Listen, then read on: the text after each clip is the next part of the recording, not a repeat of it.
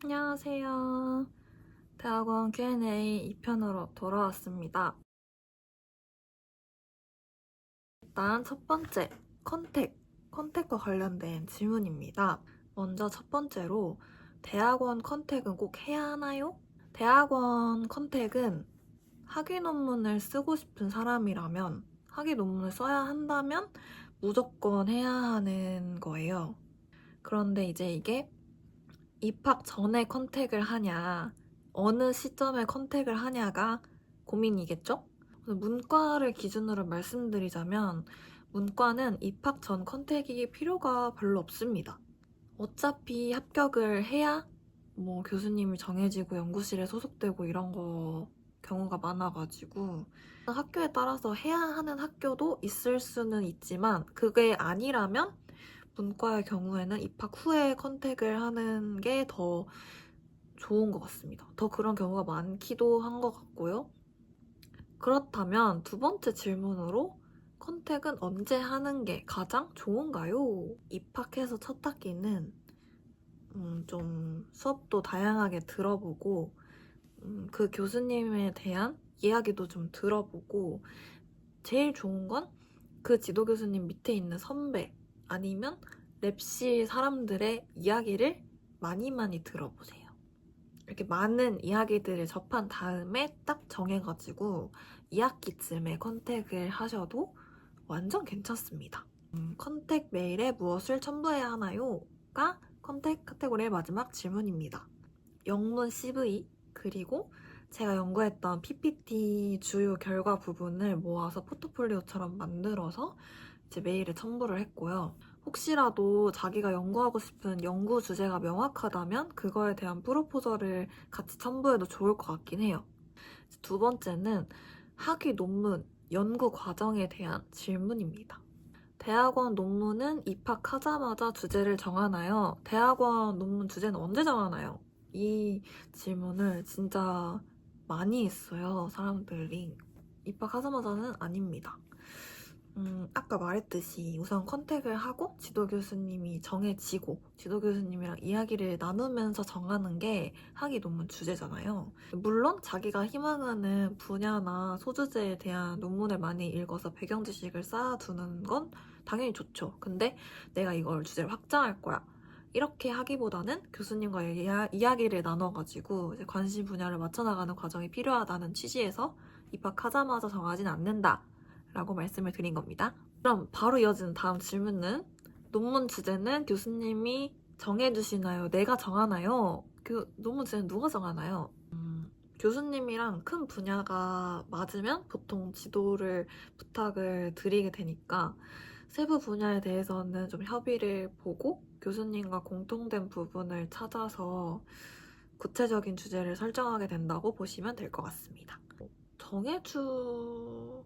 정해준다기보다는 학생이 관심 있는 걸 우선 듣고 그거랑 공통된 부분을 좀 조언을 해주신다든지 제안을 해주신다든지 그런 방식인 것 같아요. 이제 논문 쓰는 과정에서 제일 힘들었던 점, 논문 쓰는 게 어떤지 이런 질문도 많이 받았는데요. 어렵습니다. 어려워요.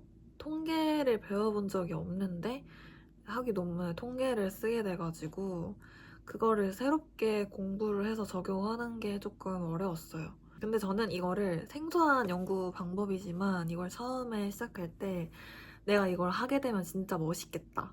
내가 이걸 할 줄 아는 연구자가 되면 좋겠다는 생각을 했었기 때문에 도전을 하게 됐고 그래서 좀 힘들더라도 해보려고 하고 있습니다.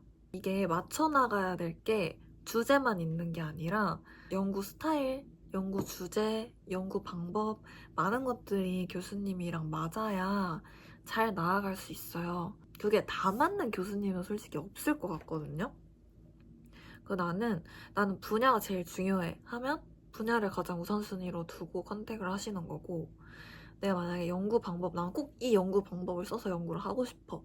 이렇게 하면 연구 방법에 초점을 맞춰가지고 컨택을 준비하시는 거고 또 뭐가 있었지? 아니면 이제 교수님이랑 편하게 소통할 수 있는 게 제일 중요해서 나는 성격적으로 잘 맞아야 돼 하면 그걸 우선순위로 두고 컨택을 하시는 거예요.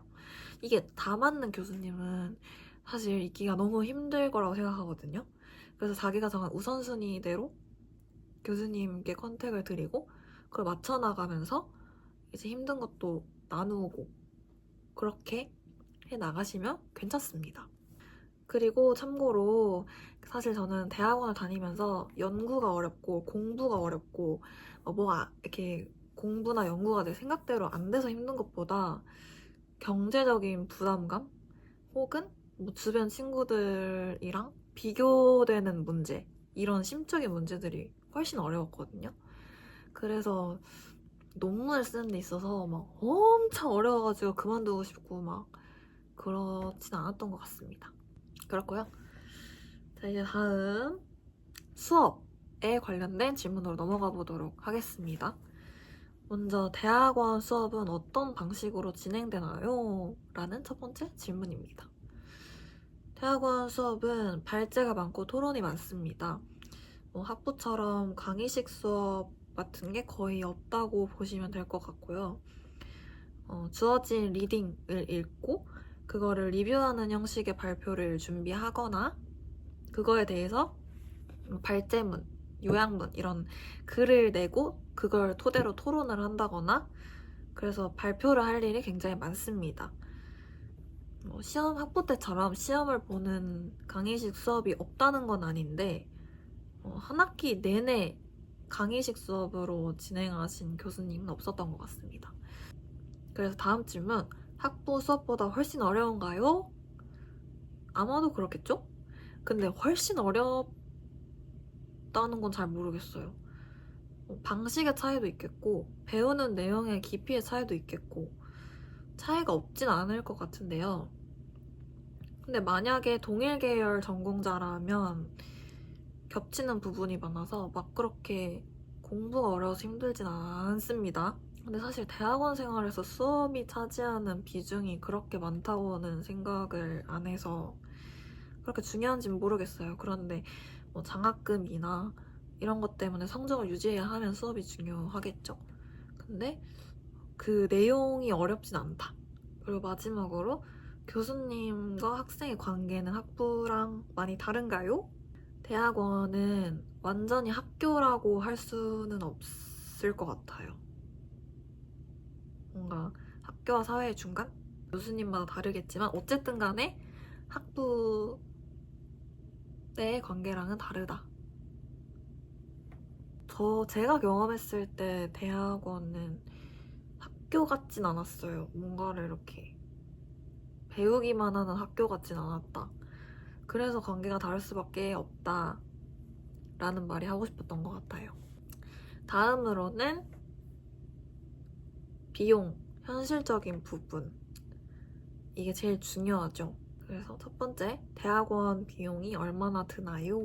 많이 들어요, 많이. 제가 다닌 연세대학교 국제학대학원 기준으로 학비가 700이 넘고요. 그런데 그 학비만 내고 살아가는 게 아니라 월세, 교통비, 식비, 보험, 통신, 공과금 이런 거 기본적인 생활비를 매달 내면서 학비를 내야 하잖아요. 생활비는 개인별로 다를 테니까 제가 생활비가 얼마 든다라고 말하는 건 좀 의미가 없을 것 같고 그 생활비에 학비가 더해지고 플러스는 없고 마이너스만 있는 삶이 계속된다고 생각하시면 돼요. 그렇다면 조교, 장학금 이런 게 없으면 대학원에 다니기 힘든가요? 네, 너무 힘들걸요? 돈을 벌 수 있는 기회 자체가 문과가 없어요. 조교 장학금이나 학비 감면 이런 게 없다면 그게 고스란히 그냥 부담이 되는 거여서 알바를 하던지 어떻게든 돈 벌 수단을 찾아가지고 그 비용을 부담을 되게 되니까 당연히 힘들겠죠? 저는 학비는 전액 장학금을 4학기 내내 받았고 조교 장학금도 첫 학기에는 연구 조교를 했었고 막 3학기? 3학기, 4학기? 4학기 때인가? 는 TA 그냥 수업 조교를 했었어요. 그러고도 뭔가 이렇게 충당이 안 돼가지고 알바를 정말 많이 했었어요. 그래서 저는 과외도 해보고 지금 하고 있는 그냥 생 최저시급 알바도 해보고 그랬는데 알바 시간만큼이라도 아무 생각 안 하고 그냥 돈만 벌 수 있었으면 좋겠다는 생각을 했고 그 장소에서만 일하고 그 장소에서 일하고 그 장소에서 끝 이렇게 되는 게 훨씬 마음이 편해서 학기 중에는 알바를 3개 정도 했고 방학 때는 주 7일 알바를 하면서 학교를 다녔어요. 근데 뭐 하루 종일 주 7일 알바를 한 건 아니고 저는 하루 종일 알바하고 다음날 공부하고 하루 종일 알바하고 다음날 공부하고 이게 절대 안 되는 스타일이거든요. 왜냐면 하루 알바를 했어요. 힘들죠. 다음날 쉬고 싶을 거 아니에요. 그래서 저는 알바를 좀 분산을 하는 거를 좋아했어요. 그래서 뭐 하루에 짧게는 4시간, 많게는 8시간 그렇게 분배를 해가지고 방학 때 매일매일 주 7일 알바를 했고 그리고 학기 중에는 공강날에 6시간씩 알바하고 공강이 아닌 날에 3, 4시간씩 끼워 넣는 방식으로 알바를 이렇게 조정해가지고 했었습니다. 지금도 그러고 있고요. 이런 케이스가 주변에 많이 없기도 하고요. 시간을 많이 잡아먹어요. 저는 주 30시간 알바를 지금 하고 있고 예전에 좀 더 했겠죠? 주 7일 막 알바하고 그랬을 때는 그러니까 뭐 주 30시간을 알바를 하니까 이게 학업, 알바, 뭐 졸업 논문, 뭐 진로 생각하는 거 이런 거 다 나눠 쓰는 게 좀 힘든 점이었어요. 뭐 경제적인 여유가 엄청 있지 않은 한 다 겪는 어려움이지 않을까 싶습니다. 그래서 이제 마지막 파트까지 왔어요. 마지막 파트는 진로, 마지막 조언 이런 건데요. 첫 번째는 대학원 졸업 후 진로가 다양해지나요? 아니요. 좁아집니다. 사실 가장 큰 건 석사를 하면서 돈도 쓰고 시간도 썼잖아요. 그리고 뭐 저 같은 경우에는 정말 어렵게 졸업까지 온 사람인데 이걸 다 버리고 그냥 나랑 전공과 상관없는 그냥 일을 하기가 어려워져요. 뭐 박사에 비하면은 아니겠지만 그래도 학사만 졸업한 사람에 비해서 내 심리 상태가 좀 더 좁아질 수 있다? 뭐 석사 졸업을 했어도 다른 일을 충분히 할 수 있고 저도 다른 일을 할 수도 있어요. 근데 약간 좀 그런 아쉬움이 남는다는 거죠. 그 다음으로는 대학원 오길 잘했다고 느끼는 순간, 좀 아닌 것 같다고 느끼는 순간, 그리고 그거 그때 이겨내는 방법. 제가 이 Q&A를 준비하면서 제가 대학원 생활이 너무 힘들었다 보니까 이 내용이 부정적으로 갈까봐 좀 대학원 생활에서 배우고 싶은 걸 배운 친구랑 같이 얘기를 나눠봤는데 수업이 재밌어서 배우고 싶은 거를 배울 수 있어가지고 좀 오길 잘했다고 느낀 순간이 있었대요. 그 친구는. 그리고 또 제가 장점을 생각해봤는데 평일 낮에 할 일을 자유롭게 할 수 있는 거? 은행 갈 수 있고 병원 갈 수 있고 이런 게 좀 장점인 것 같고 그리고 저는 이 대학원 석사 과정에서 아무것도 없는 나의 바닥을 좀 보면서 내면이 단단해지고 내면적으로 성장할 수 있는 계기가 되었다는 점에서 나한테 필요한 시기였긴 하다. 주변에 좋은 사람들이 생긴 걸 봤을 때 아니면 가끔 연구가 즐거울 때 내가 하는 연구가 막 재밌게 느껴질 때 그래도 내가 하고 싶은 걸 하길 잘했다 생각이 들긴 하지만 막 엄청 뿌듯하게 역시 난 대학원을 오길 잘했어 이렇게 생각한 적은 없었던 것 같아요. 저도 이렇게 말을 하면서 되게 신경 쓰이거든요. 이게 사람마다 받아들여지는 게 다르잖아요. 그래서 엄청 솔직하게 말하고 싶은데 좀 그럴 수 없는 게 좀 마음에 걸리네요. 그렇게 막 하다가도 내가 이 석사를 졸업하고 뭘 할지 모르겠을 때, 근데 이제 주변 친구들은 사회에 다 자리를 잡아가는 거가 보일 때 약간 좀 아닌가? 이런 생각이 들면서 마음이 좀 흔들렸어요. 그렇다고 다시 돌아갔을 때 석사를 안 하겠다는 건 아니고 내가 후회하진 않아요. 전 다시 돌아가도 이 시기에 석사를 할 수밖에 없을 것 같아요. 그런데 흔들리는 순간이 있다는 거죠. 그래서 이런 것들을 어떻게 이겨냈냐라고 물어보시면요. 제 친구는 그만두고 싶지는 않았대요. 그런데 빨리 졸업을 하고 싶었대요. 그래서 대학원에서 누리려고 했던 경험, 대학원에서 하고 싶었던 경험을 그럼 열심히 하자라는 생각을 하면서 이겨냈다고 하고, 또 지난 선택에 대한 스스로의 믿음을 가지고 나아가려고 했다고 합니다. 저는 이겨냈다기보다는 잘 흘러가게 두는 방법을 배운 것 같아요. 딱히 막 제 친구처럼 이거 열심히 해서 이겨내야지 라기보단 그냥 좋아하는 거 많이 보러 다녔어요. 그래서 저는 이렇게까지 인생에서 연예인을 좋아해 본 적이 없거든요. 제 인생을 통틀어서 연예인을 보러 다닌 적이 없는데 대학원생 때 처음으로 콘서트 가고 처음으로 계속 연예인 좋아했던 것 같아요. 그게 없었으면 저는 정말 버티기 어려웠을지도 모르죠. 그래서 저는 그게 좀 긍정적이라고 생각해요. 뭐 이렇게 진짜 나는 진짜 뭐하고 살지? 뭐하고 살지? 이거 끝나면 뭐하지? 가 아니라 이거 시험 끝나면 나 다음 주에 콘서트다? 이거 시험 끝나면 다음 주에 뭐 팝업스토어 간다?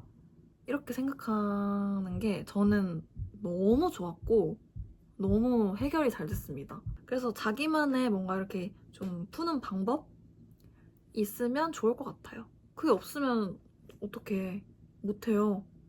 꼭 만드세요. 그리고 마지막으로 대학원을 고민하는 사람에게 한마디를 해준다면? 뭔가 너무 현실을 말한 것 같아서 좀 걱정이 되는데요. 근데 이건 그냥 제 경험과 생각을 이야기하는 거니까 저는 너무 이렇게 빡세게 2년을 살았거든요.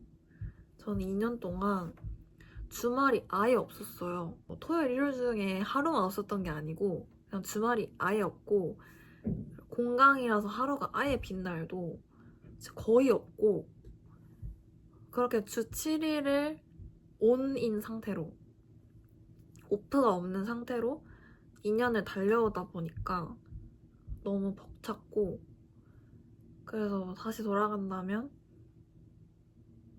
다시 돌아가서 딱히 방법이 있진 않을 것 같은데 조금 여유 있게 하는 방법에 대해서 고민을 하면서 달려왔을 것 같아요.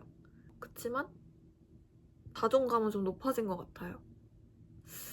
아닌가? 이렇게 해도 내가 할 수 있는 사람이구나.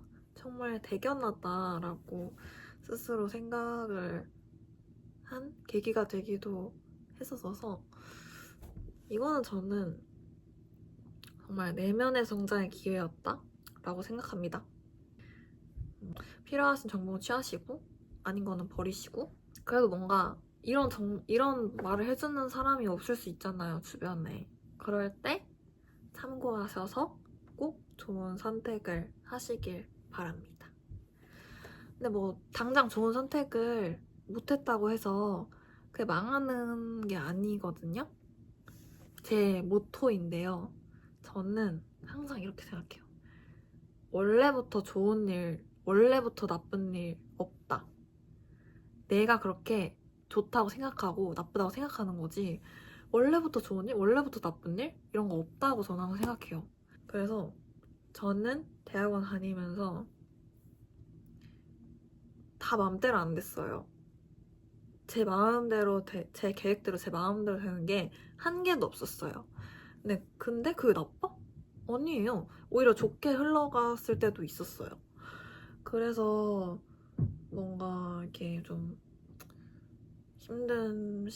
뭔가 좀 힘든 마음을 가지고 있는 대학원생이라면 좀 편하게 합시다.